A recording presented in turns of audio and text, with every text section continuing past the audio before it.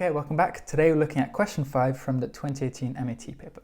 And this is actually the last question we're going to go through of this paper. I think this is actually quite a nice question. It's all about induction. So let's get started. It tells us to let n be a positive integer. And then it defines an n brick as a rectangle of height 1 and width n. And then it defines a tower inductively. So we have a 1 tower is defined as a 1 brick. That's fairly straightforward. And then an n tower for n greater than or equal to 2 is defined as an n brick, on top of which we have 2 other towers. And this is a k1 tower and a k2 tower next to each other. And k1 is chosen to be between 1 and n minus 1. And then k2 is chosen so the sum of k1 and k2 is equal to n. And then we're shown an example of a 4 tower in the middle here. So the first part of this question is to draw the other 4 towers. Okay, so we're after all the possible 4 towers. And if you remember from the definition, every 4 tower starts with a 4 brick. So we can just start by drawing a rectangle of width 4 and height 1.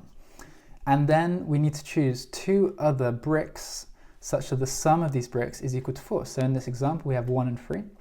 And let's do that again because there's going to be another combination here. So we can do 1 and 3 again. And then a 1 brick is a 1 tower, so the tower kind of ends here. So, and then we need to consider 3 because that's bigger than 1, and then we can put more towers on top of that. So again, the same definition, we just need to find 2 towers that add up to 3, and we can only choose 2 and 1 to satisfy that criteria. And in the example here, we have 2 and then 1, but we can actually do 1 and then 2. So that's another possible combination because the order matters here. And then for a 2 tower, we just need to put 2 more 1 blocks on top of that. And that's another example. Okay, so let's try and find the other 3 of these. So remember, we always start with a 4 brick, which is just a rectangle with a 4 in it. And then, so we've exhausted all the possible combinations with a 1 and 3, but we can just change over all the order of these 2. And let's try a 3 and then a 1. And then we can just copy these 2 patterns. So there's going to be 2 combinations here. We can put a 2 and then a 1, or we can put a 1 and then a 2. So let's start with a 2 and then a 1, and then we just finish with 2 1 blocks on top of here. So as we said, there's going to be another tower just by swapping the 2 and 1 here. So let's just do that quickly. 4 brick on the bottom, 3 and then 1, and then we swap the 2 and 1. So we put a 1 brick and then a 2 brick next to each other. And then we just finish with 2 1 bricks on top. And that's another possible combination. So we've got 4 in total, and there's going to be 1 more. So we've tried 1 and 3, but we can actually choose to do 2 different numbers that add up to 4, which aren't 1 and 3, and that's 2 and 2. So let's do that. Start with a 4 brick on the bottom. And then, as we said, let's choose 2 bricks. We can do that, but then we don't have any more choices because 2 bricks always end with 2 1 bricks on top of them. We can't change the order, we can't change the numbers here. So that is the end of these towers. So this is the answer to the question. We found the 4 other 4 towers. And you can kind of justify to yourself that there aren't going to be any more of these because we've exhausted all the possible combinations of the different combinations of the bricks on these towers. Okay, going back to the question, let's look at part 2. This is asking us, what is the maximum height of an n tower in general? For any n, what is the maximum height? And then we need to justify our answer. So before I rub this away, I just want to think about what the maximum height of these towers could be. So for all these 4 towers, we see that the maximum height is actually 4. So maybe that would motivate our answer to be n. So for the maximum height of an n tower, that would be n. And the way we see this is we've defined it inductively, and when we go to the next level, then the maximum height of these towers, by induction, we could argue that it's going to be the maximum of either of these 2 towers. So, for example, if we look at this 4 tower here, then the maximum height of this 4 tower is going to be 1 plus the maximum height of this 3 tower and the maximum height of this 1 tower. And then you can argue by induction, we're just going to keep adding 1 at each level, and the maximum height is going to be n. And then we've also got an example here where the maximum height isn't 4, it's actually 3. So And this is because of the choices of the bricks we've put on the second level. We've chosen 2 and 2. So maybe it also hints that to achieve the maximum height, we want to choose a 1 and then n-1 at each level, and that would lead us to the maximum height of the n tower. So let's prove that mathematically. Okay, so as we were saying, we believe that the maximum height of an n tower is n, and we're going to prove this by induction, by strong induction in particular. And the way we do this is we first consider the base case, which is very standard, so consider the case n is equal to 1.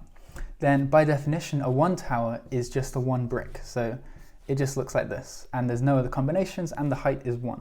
So the base case is satisfied, and that's quite trivial.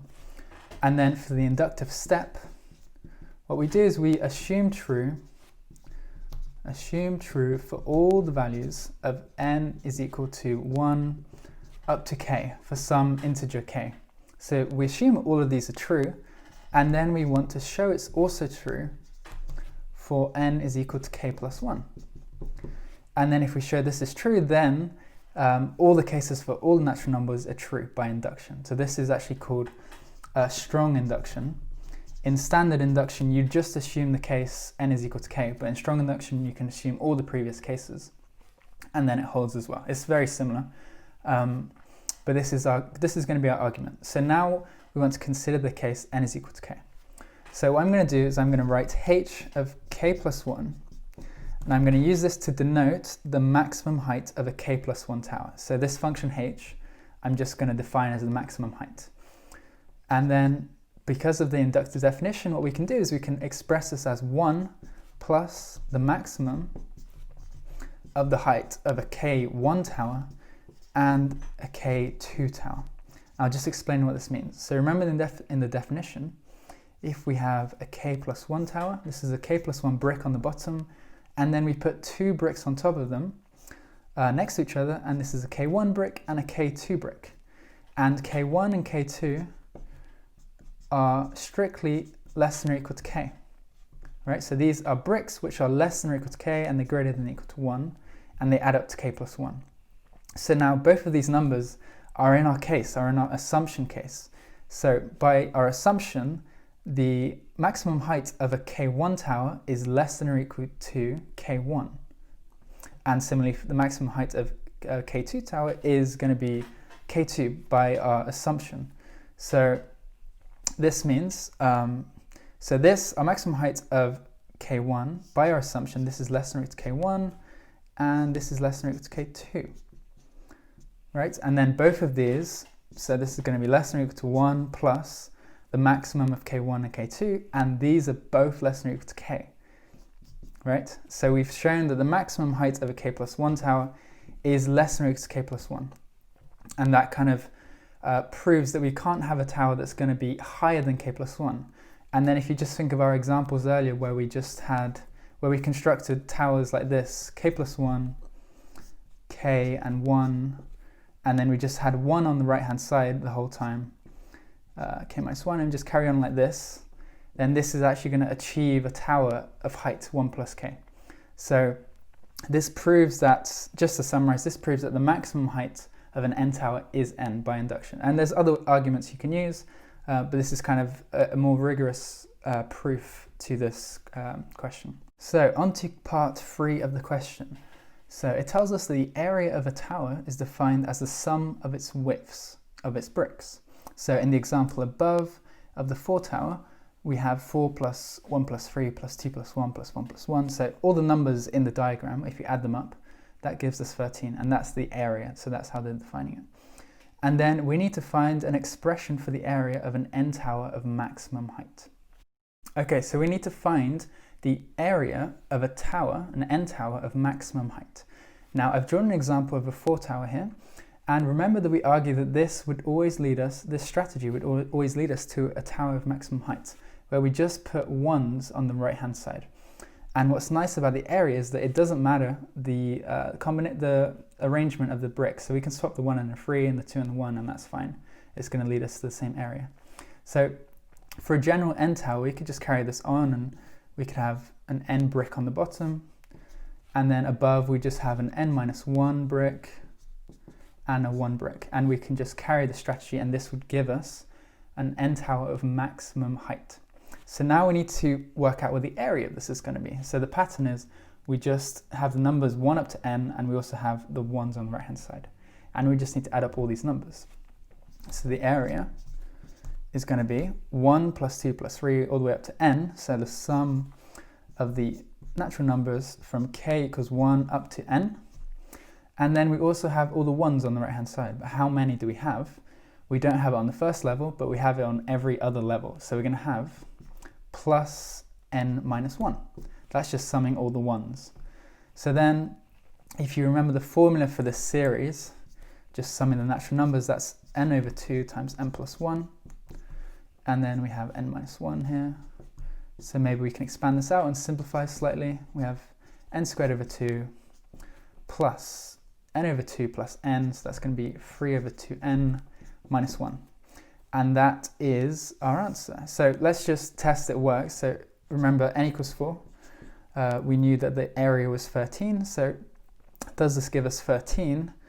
We have 4 squared, so 16 over 2 plus 3 over 2 times 4 minus 1.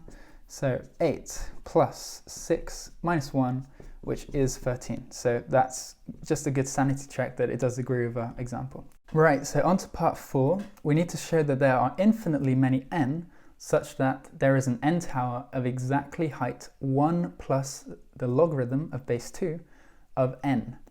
Okay, so if we see the logarithm of base 2, then immediately we want to be considering n that are of the form n is equal to 2 to the power of k, because then this formula, it reduces to 2 plus k. So that is a good hint of what kind of towers we want to be considering. So firstly, let's just go back to an example we had before. So I want to look at the example we saw of the 4 tower, where we had a 4 and then two bricks on top. 2 here, and then we had 2 1s on each 2 brick, like this. So if we just think about how this formula ties in, we have a 4 brick, which is a power of 2, so n is equal to 2 to the power of 2, which equals 4. That's good. And what's the height? So the height here is 3, which happens to be, if k is the exponent, it's 2. So 3 is equal to 1 plus 2. So this example satisfies our formula. So we kind of want to generalize this tower. So what have we done? We've taken 4 and then we've divided it by 2, and we've had 2 bricks of that value. And what's nice is because we've chosen n to be a power of 2, we can keep dividing this number by 2 until we reach 1. So let's just sketch out what the next one's going to be. So our strategy, if we start with n is equal to 8, so if we take an 8 tower, but now to kind of generalize this idea, we divide 8 by 2 and we put 4 bricks on top. And then we just carry the strategy on. We put 2 bricks on top of each 4 brick, like this. And then on each 2 brick, we put 2 1 bricks, like this. So this is just an extension of this one, and let's just check it satisfies this formula. We have n is equal to 2 cubed, which is equal to 8, and our height is equal to 4. So our height is 4, which equals 1 plus 3. And this is exactly right, yeah, it satisfies our formula. So why does this strategy work? Essentially, it works because we're dividing the bricks, each brick in each row, we're dividing that number by 2, and we're doing that indefinitely until we reach 1. So if we have a number equal to 2 to the power of k, then we can divide it by 2 exactly k times. So that's the whole idea of why we want a number in this form. So we can do this exactly k times, so we're going to be able to divide it once, twice, 3 times here for 8, and that is where we get k. And then to conclude why we want the 1 is because we need to include the brick, the original brick. So this is where we get a 1. So the total height is going to be 1 plus k. And that kind of proves that there are infinitely many n that this formula holds, because there are infinitely many natural numbers that we can choose that are 2 to the power of another number. So we would just carry on this pattern indefinitely. So this is kind of the idea of this question, that we can write a number in this form. Okay, so part 5 of this question is to let t subscript n denote the total number of n towers for any number n. So we have t1 is equal to 1, for example, and then we need to find the formula for tn for n greater than or equal to 2 in terms of tk for k, numbers k that are less than n. And then we need to use this formula to compute t subscript 6. Okay, so we want to find the total number of n towers for any n. So we need to find a pattern in a sequence. So let's start off by working out a few terms. So t1 we know is equal to 1 because there's only one possible 1 tower, and that's just a 1 brick by definition. Now let's work out t2. So we start with a 2 brick, and then we don't actually have any choice. We have to put 2 1 bricks on top of each other. So that's the only possible 2 tower. So we have t2 is equal to 1. Let's also do t3. So again, we start with a 3 brick, but now we actually do have choice. So we can either put a 2 brick and then a 1 brick, or we can put a 1 brick and then a 2 brick. So what I mean by this is we can put 2 and then 1 here, but we also got another possibility, which is a 1 and then a 2. And now on top of the 2 tower, we can only put a 1 and then a 1. So this is going to be the same here. And now we see that these are the only possible three towers. So t3 is equal to 2. And in the first part of the question, we actually worked out all the possible 4 towers, and we saw that there are 5 of them. So now we have the first few terms. We want to find the general formula. What is tn going to be for any natural number n? So for this, we need to understand how we're working out all the possible combinations. So let's consider the general n tower. We have an n brick on the bottom, and then by definition we choose a k1 brick and we choose a k2 brick next to each other. And k1 and k2 add up to n. So this is k2. So then how many combinations are there if we've chosen the second level to be k1 and k2?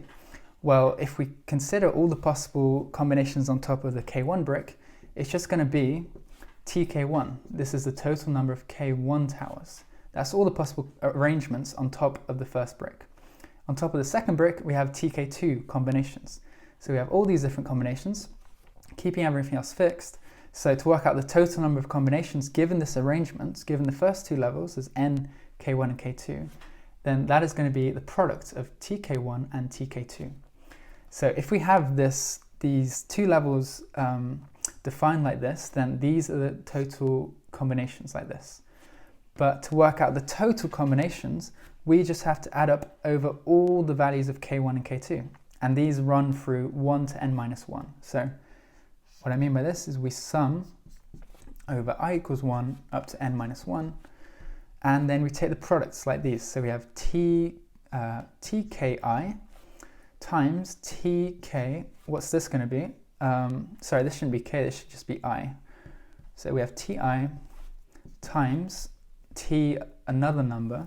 So what's this other number going to be? Now if you think back to this formula, k1 plus k2 equals n, which means that k2 is already given to us by n minus k1. So using this formula, we see that we have ti times t n minus I. So that's how we get to this formula. And this is it. This gives us all the possible combinations. So I hope you understand this. We consider the second level in each case, and we see the total number of combinations is you just multiply the two bricks on top of each other, and then we need to consider all the possible combinations in the second level that we can have. So that's where the summation comes in. So this is our formula for any n, and now the rest of this question is to work out what t6 is. Now since this is a recursive formula, we actually need to work out what t5 is first. So to work out t5, we just use this formula, and we have t1 times t4 plus t2 times t3 plus t3 times t2 plus t4 times t1. And then we just go ahead and sub in these numbers. We have 1 times 5, which is 5, plus 1 times 2, which is 2, plus, well, t2 times t3 is the same as t3 times t2 because multiplication is commutative, so we have plus 2 again.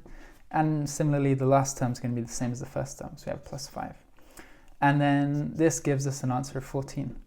So now we have the first 5 terms, we need to work out T6. So this is just using the formula again. We have T1 times T5 plus T2 times T4 plus T3 times T3 plus T4 times T2 plus T5 times T1. And now we just sub in these numbers. We have 1 times 14. I'll write it down here in case we run out of space. 1 times 14, which is 14. T2 times T4, that's 1 times 5, so we have plus 5. T3 squared is going to be 2 squared, which is 4. T4, T2 is the same as T2, T4, so we have, again, 5, and this last term is going to be the same as the first term, 14. And if we add all this up, we get, what do we get? 10 plus 28, which is 38, plus 4, which gives us an answer of 42. And this is our answer, so T6 is 42. So the total number of combinations, the total number of 6 towers is exactly 42. Okay, so now we're on to the last part of the last question, part 6. And this is to show that Tn is odd if and only if T2n is odd. So remember, if and only if means both implications. So if Tn is odd, then T2n is odd. And if T2n is odd, then Tn is odd. Okay, so to start off with this part of the question, we're going to start with an example just to see what's going on. So remember that we showed that T2 is equal to 1. Now this is an odd number, so we would expect, if we show the result, then we would expect that T4, which is 2 times 2, this should be odd as well. And we actually found this to be 5, so this satisfies what we're trying to show. Now let's think about how would we show this equivalence. So using this formula, we have that T4 is equal to, well, it's equal to T1 times T3 plus T2 times T2 plus T3 times T1. And now, since T1, T3 is the same as this, we can actually simplify a little bit. So we have T2 squared plus 2 times T1, T3. So now we see that this is going to be an even number. This right here is an even number no matter what T1, T3 is. And we also have T2 squared. Now, if T2 is odd, then the square of an odd number is odd, and an odd number plus an even number is also odd. So we would see that T4 is odd, and we do actually see that it is odd. And now let's see what happens if T2 is even. So if T2 is even, a square of an even number is even, and then we have 2 evens. So then T4 would be even. So in this example, we see that the only time T4 is odd is if T2 is odd. And this is kind of the idea of this problem, is to do this kind of factorization, this simplification to get the result. So we're going to generalize this now. So let's write T2n, and let's write the formula for it. So we just use the above formula, but we replace n by 2n. So we have I equals 1 up to 2n minus 1 times ti times t2n minus I. And so we want to use this idea where we're going to have tn squared. And in fact, we are always going to have tn squared. So let's bring that term out. We'll have tn squared. And then we're going to be summing over the other values. But remember that the first terms that come before tn squared are going to be equal to the terms that come after tn squared. So we can actually write this as 2 times the sum from I equals to 1 up to n minus 1. And then we just write this stuff. So ti times t2n minus I. And then just like before, we use the exact same argument. So 2 times a number is always even. So this stuff is always even. And now this is odd. So it's odd if tn is odd, and it's even if tn is even. And then we see an odd plus an even is odd, and an even plus an even is even. So we conclude that t2n is odd is equivalent to, if and only if, tn is odd. So that is the proof of this question, and it's quite tricky actually. So advice would be to start with an easier example, try and find the pattern, try and find the idea to this question. But essentially, it results from a clever factorization. You factorize into an even part, and then you have a t squared part. So that is the answer to this question, and that's the answer to the whole paper. So I hope you enjoy this series. I'm thinking about doing another series, the 2019 paper, and I think I'll do that next. So keep an eye out for that.